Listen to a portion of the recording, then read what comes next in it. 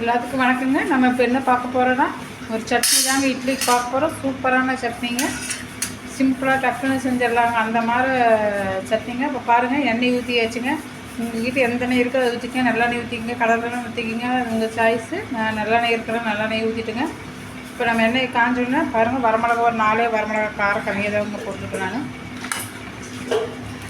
வெங்காயம், பெரிய வெங்காயம் ஒரு 4 வெங்காயம் சேர்த்திக்கலாங்க. சீக்கிரமாக செஞ்சிடலாங்க. இந்த சட்னி ரொம்ப சூப்பராக இருக்குங்க. இட்லிக்கு அவ்வளோ டேஸ்ட்டாக இருக்குங்க. பாருங்க,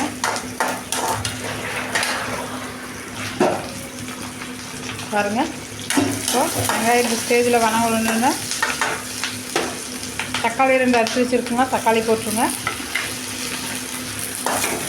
தக்காளி இல்லைன்னா பரவாயில்லைங்க, கொஞ்சம் எக்ஸ்ட்ரா புளியும் கூட ஆட் பண்ணிக்கோங்க. நல்லா வணங்கிக்கோங்க. பூண்டு ஆட் பண்ணிக்கோங்க. பூண்டு எங்கிட்ட இல்லை, நான் போடல. நீங்கள் பூண்டு ஆட் பண்ணிக்கோங்க. கண்டிப்பாக பூண்டு போட சூப்பராக இருக்குது. பாருங்கள், இப்போ வெங்காயம் தக்காளி நல்லா வணங்கிச்சு. இந்த டைமில் கருவேப்பிலை, உங்களுக்கு எவ்வளோ கருவேப்பிலை வேணாலும் அந்த கருவேப்பிலை ஆட் பண்ணிக்கோங்க. இந்த கருவேப்பிலை, புளி, பொட்டுக்கலைங்க. பாருங்கள், இந்த அளவுக்கு பொட்டுக்கலை எல்லாம் ஆட் பண்ணியாச்சுங்க. சூப்பராக இருக்குங்க. இந்த கருவேப்பிலை குழந்தைகளுக்கு இந்த மாதிரி செஞ்சு கொடுங்க. ஏன்னா கருவேப்பிலை சட்னி, தேங்காய் இதெல்லாம் செஞ்சு சாப்பிட மாட்டாங்க. இந்த மாதிரி நம்ம செய்யறதுனால அது தெரியாத வித்தியாசம். கண்டிப்பாக பூண்டு ஆட் பண்ணிக்கோங்க. கூட தேங்காய் ஆட் பண்ணிக்கோங்க. உங்களுக்கு எவ்வளோ தேங்காய் வேணுமோ அவ்வளோ தேங்காய் ஆட் பண்ணிக்கோங்க.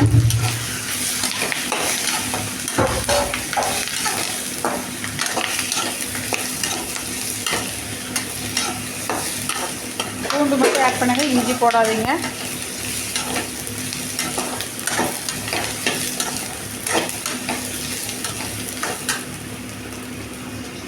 பாருங்க, கல்லுப்பு நான் இந்த அளவுக்கு எடுத்துருக்குறேன்.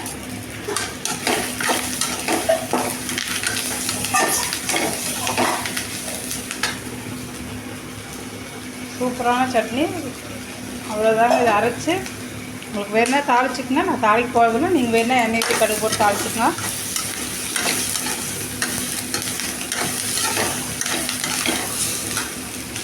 பாருங்கள், இது நல்லா ஆறுட்டு அதுக்கப்புறம் நாம் காமிக்கிறேங்க. ஆறுன நான் அரைச்சிட்டு காமிக்கிறேங்க. பாருங்கள், சூப்பரான சட்னி ரெடி பண்ணியாச்சுங்க. 5 நிமிஷத்தில் சட்னி ரெடி ஆகிடுச்சுங்க.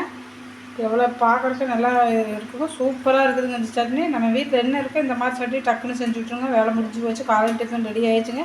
பாருங்கள், நம்ம வீட்டில் நானே ஆட்டின இட்லி எவ்வளோ பஞ்சு மாதிரி இருக்குதுன்னு பாருங்கள். சூப்பரான இட்லி ரெடி ஆகிடுச்சுங்க.